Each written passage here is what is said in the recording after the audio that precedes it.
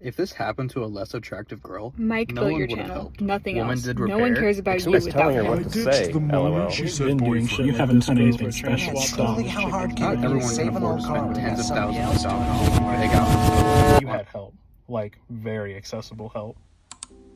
Wow, what an introduction to my channel. So if you're new here, my name is Tay, and I normally make videos about fixing my cars. But this video is different because it's not about the cars, actually. And what you just saw isn't the worst of it. It's just the loudest. And it's not constant, but it's pretty consistent. Now, I didn't make this video to complain or to call anybody out.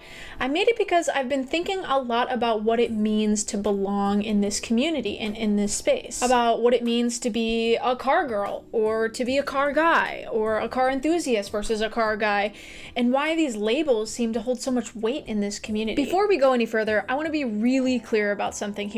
This isn't a man versus woman issue, or like a car guy versus car girl issue, because ultimately some of the most supportive people in this community and in my life have been men, and meanwhile I've received some of the harshest criticism from women, so it's really not one-sided here. Before I keep going though, I want to talk about today's video sponsor, because it actually fits into my life more than people might expect. If you've ever felt stuck, like you want to move forward but something's holding you back, that feeling isn't limited to cars. For some people, it's debt. Fresh start, same road, but debt keeps you stuck in neutral, burning money on interest while the warning lights flash. And just like with cars, ignoring it doesn't make it go away. PDS Debt helps people struggling with credit cards, personal loans, collections, and even medical bills. They actually take the time to understand your specific situation and put together customized options designed for you, not a one-size-fits-all number. There's no minimum credit score required, and their goal is simple: help you pay off your debt faster, save more, and start putting money back where it belongs, in your pocket. PDS Debt is A+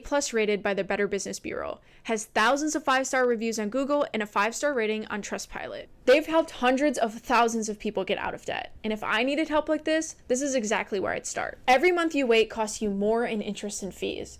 The best time to start was yesterday. The second best time is right now. You're 30 seconds away from being debt-free. Get your free assessment and find the best option for you right now at pdsdebt.com/Tayz. That's pdsdebt.com/Tayz. And one more time, pdsdebt.com/my name, Tayz.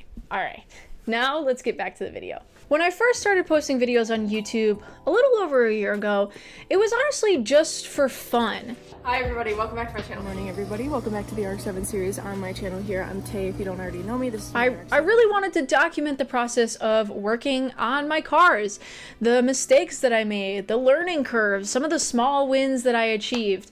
It was all part of the process for me, and it was very fun to be able to document it. And it was exciting to think about looking back on that content of how did I evolve from that? And how did my filming style change? How did my editing style change? How did my storytelling change as the videos went on and I progressed further into my career? That was so exciting for me. But I think ultimately, I hoped that somebody was watching the video, whether it be a car guy or a car girl, or just a normal guy and a normal girl, that maybe they're not into cars, or maybe they're interested in starting and they feel a little intimidated by starting, and they would click on one of my videos and say, huh, if she can do it, maybe I can too. And at first, people were very open to giving encouragement and advice and sharing their knowledge with me, and that was amazing. But as the channel grew, I noticed that that encouragement slowly morphed into doubt, and people were asking me if I had really done this by myself, and if I was really worthy of this platform and this audience that I had, and if I really belonged here. And it wasn't even just about what I knew, it was about not fitting the mold and meeting people's expectations of what they assume that I should be. I mean, I didn't grow up working on cars, and I didn't go to school for it either. I mean, guys, I have a marketing degree. I'm probably the last person that should know how to work on cars to the fullest extent. And I feel like sometimes actually a lot. I made a lot of mistakes in my videos and working on cars, and sometimes I didn't do the right thing the first time, and sometimes that wasn't really met with patience. And it felt like every mistake that I made was like a measure of whether I was a real car girl or a real car enthusiast, which doesn't make any sense to me. So I started wondering if this was just my experience or if there was something deeper going on here. And before I started drawing any conclusions, I figured it would be best to talk to some other people who are also in this space, because I think that the car community can look very different depending on where you're standing in it. So I decided to hit up my friend Juliana. She's based in the Baltimore, Maryland area, and she's been drifting her S13 for the past 3 to 4 years. I asked if she'd be willing to talk about her experience, not just on the track, but within the community. But the vibe is usually so kind and helpful. I love that about the drift community. Like, and I mean like true drivers, not people who say they like drifting and they're online and they're trying to talk about you. The people who are there to actually help, because it's just about having fun and being safe. And then strangers on the internet are gonna say the darndest stuff because it's always the same people. It's the people behind a keyboard who don't drift, don't even have a car, don't even know what they're talking about, just wanting to put their 2 cents in. It's funny because like I feel like maybe it comes from the stance scene of like there's like rules to do everything a very certain way. But in drifting there are definitely wrong parts, but it's more so like, is the car safe? Are you set up to actually like drift? Are you set up to help yourself? There's definitely like some style choices that people are like, oh, I wouldn't do that to my car, but I've never seen like such incessant hate. The drift community is a community and we like to help each other.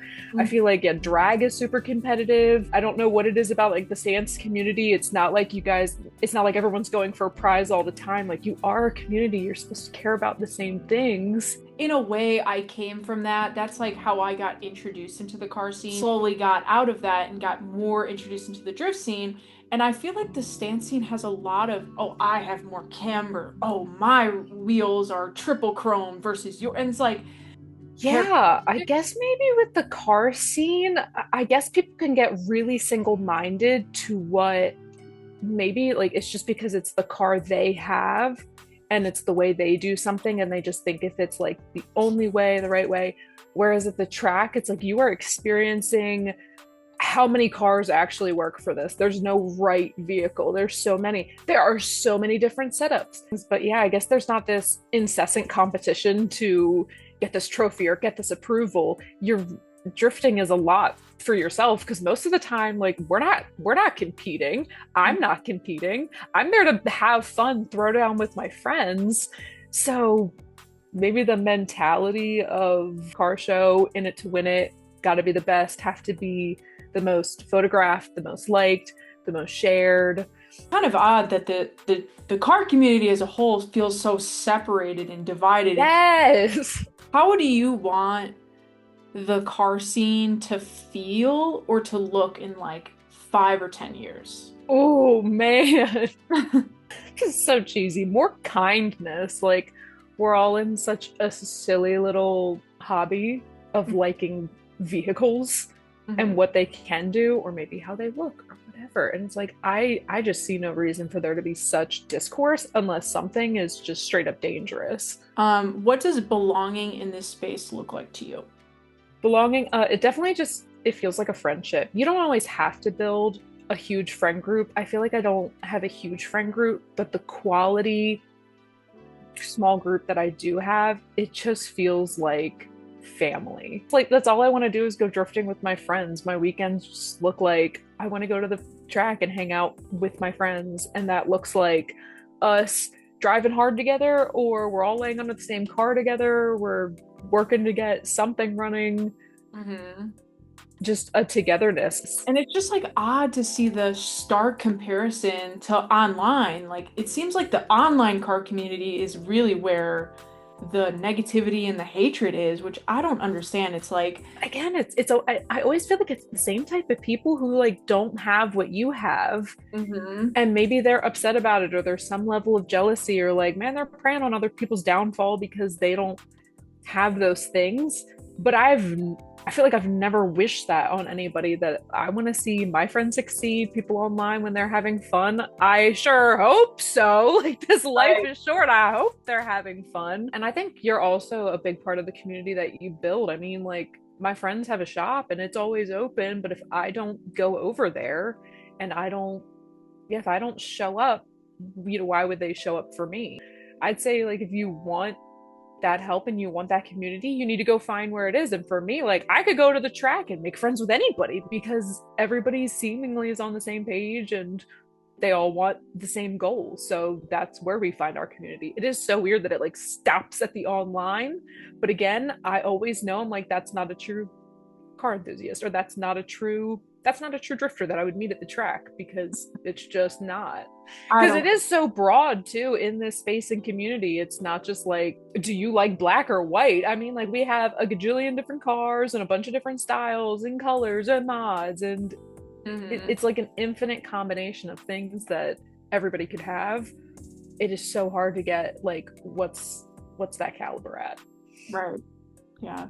After having these conversations, something really clicked with me here. And again, that it's not a man versus woman issue, car guy versus car girl. It's not that. It's bigger than that. It's enthusiasts as a whole. It's the whole community here. And it seems clear to me that different parts of the car scene operate on different values, some of which are on winning awards. Some of them are based on getting the top speed at the track or social currency. And some of them are simply based on showing up for each other. Juliana said something that was very striking to me, although it was very simple. She said that her friends have a mechanic shop, and if she doesn't show up and come by, how can she ever expect them to show up for her? She said that you create the community that you want to be a part of. We can't say we want connection while staying distant. We can't ask for support without giving any. And maybe that's where things start to break down, because when competition becomes the main currency, that's when community starts to disappear. What scares me is that the negativity doesn't stay contained. It bleeds from niche to niche, from comment sections into real life, and it's strange because most people feel supported in real life, but why does that support seem to stop at the internet? Like, once we're behind the screen, we forget that we're still talking to this same community. And maybe that's why some may argue that drifting feels different, because at its core, it's not about being better than anyone else. In my mind, drifting is you versus you. It's you versus this machine that you've built to test its limits and to test your limits as a driver and to progress further and further. It's all about progress and not perfection. And some may argue that it's a single person sport at the end of the day. And like I said, I started this video trying to understand the label of car girls and real car enthusiasts versus fake ones.